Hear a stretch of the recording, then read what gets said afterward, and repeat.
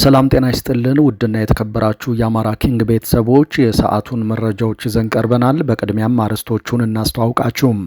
እነ ጌታቸው ረዳ ለጀነራል ተፈራ ማሞ ምላሽ ሰጥተዋል። የአብይ የግል ጠባቂዎች ደግሞ ወደ ውጊያ ቀጠና ገብተዋል።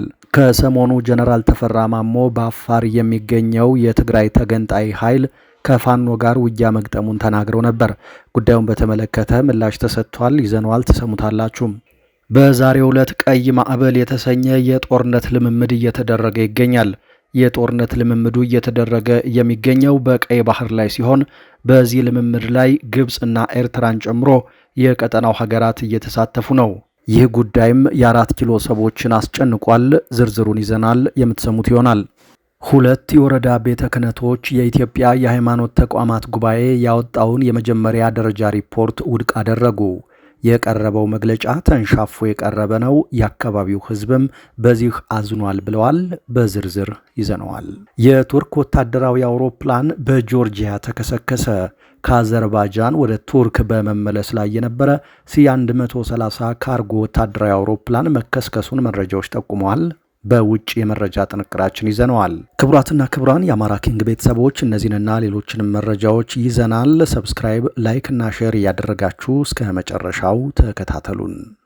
2 የወረዳ ቤተ ክህነቶች የኢትዮጵያ የሃይማኖት ተቋማት ጉባኤ ያወጣውን የመጀመሪያ ደረጃ ሪፖርት ውድቅ አደረጉ። የቀረበው መግለጫ ተንሻፎ የቀረበ ነው፣ የአካባቢው ሕዝብም በዚህ አዝኗል ብለዋል።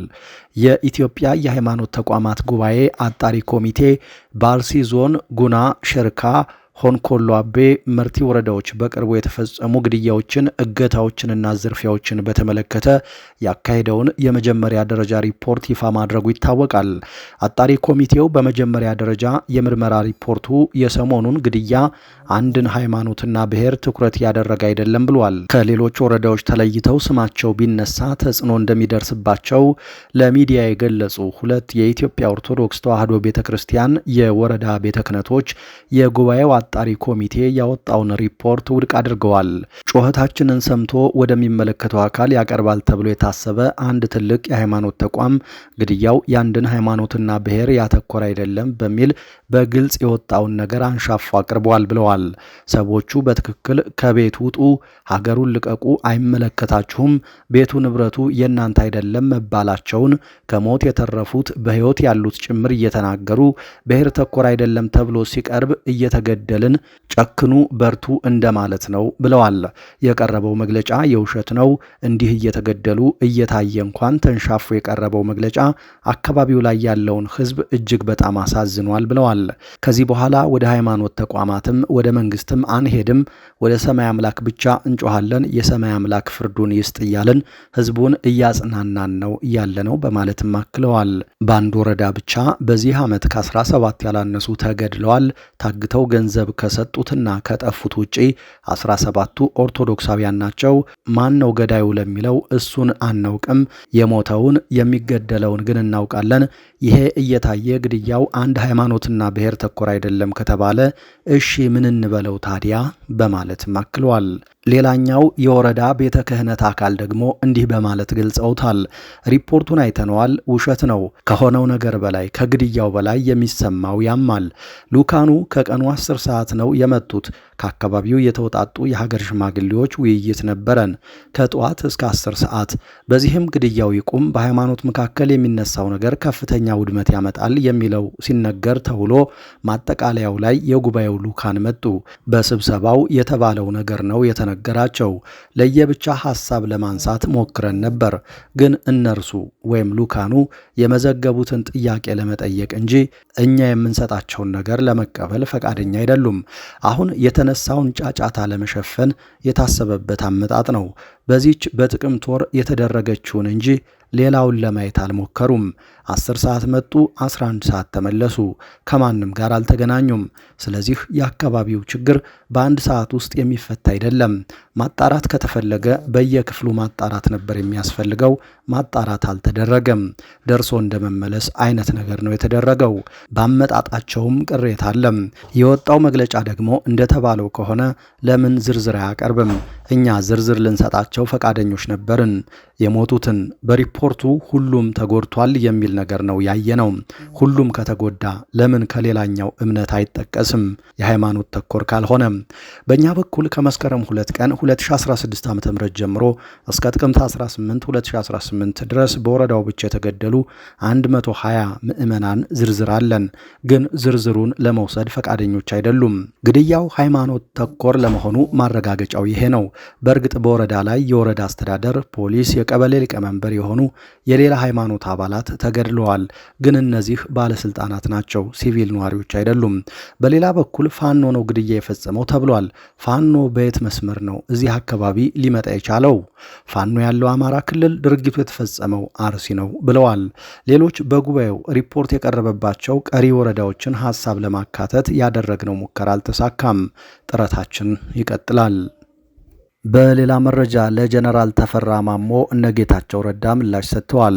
የአብይ የግል ጠባቂዎች ደግሞ ወደ አማራ ክልል መዝመታቸው ተነግሯል። በሌላ በኩል ባለፈው እሁድ ጀነራል ተፈራ ማሞ ባደረጉት ንግግር ከትግራይ አፈንግጦ የወጣው የስምረት ታጣቂ ቡድን ከብልጽግና ጋር 12ኛ እዝ ሆኖ እንደተሰለፈ ማንሳታቸው ይታወቃል።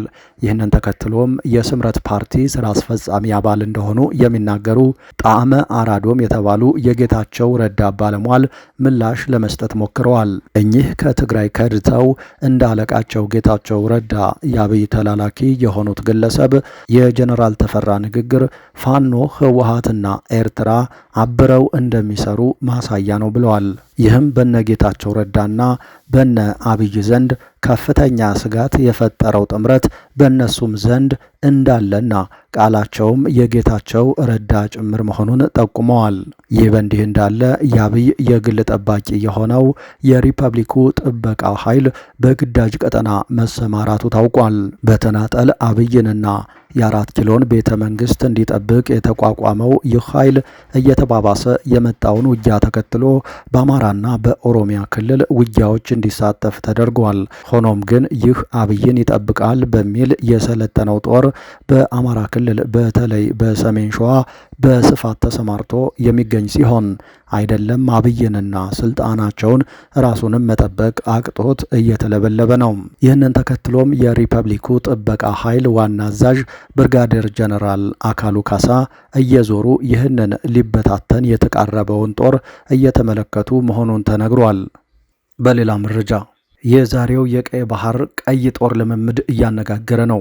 በቀይ ባህር ግብጽ ቀይ ማዕበል የተሰኘ ወታደራዊ ልምምድ መጀመሯ ተሰምቷል። ይህ ወታደራዊ ልምምድ ለኢትዮጵያ ስጋት መሆኑ በሚነገረው ህብረት ስር እየተካሄደ ያለ ነው። ኤርትራ፣ ሱዳን፣ ሶማሊያ፣ ጅቡቲ፣ ዮርዳኖስና የመንን የያዘው የቀይ ባህር ትብብር ጥምረት አንዱ አካል የሆነው ይህ ወታደራዊ ልምምድ መጀመሩ ተሰምቷል። የግብጽ መከላከያ ኃይል ቃል አቀባይ እንዳስታወቀው ይህ ልምምድ ሁለቱ ሀገራት ቀጠናዊ የባህር ደህንነትን ጥበቃ ለማገዝ ባለፈው መስከረም ወር በፈረሙት ፕሮቶኮል መሰረት የተጀመረ ነው። በዚህ የጋራ ልምምድ ላይ ከግብጽና ሳውዲ አረቢያ በተጨማሪ የዮርዳኖስ፣ የሱዳን፣ የየመንና የጅቡቲ የባህር ኃይሎች እየተሳተፉ መሆኑ ተገልጿል።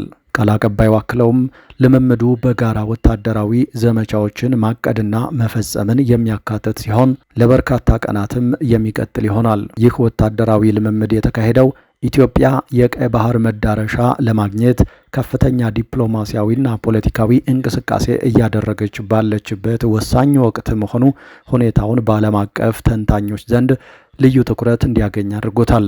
ይህ የጦር ልምምድ በቀጥታ ባይጠቀስም በክልሉ ላለው ነባራዊ የኃይል አሰላለፍ ተገዢ ላልሆኑ አዳዲስ ፍላጎቶች የተቀናጀ ክንድን ለማሳየትና የጋራ ዝግጁነትን የመፈተሽ ተልዕኮም ሊኖረው እንደሚችል አህራም ኦንላይን አስነብቧል።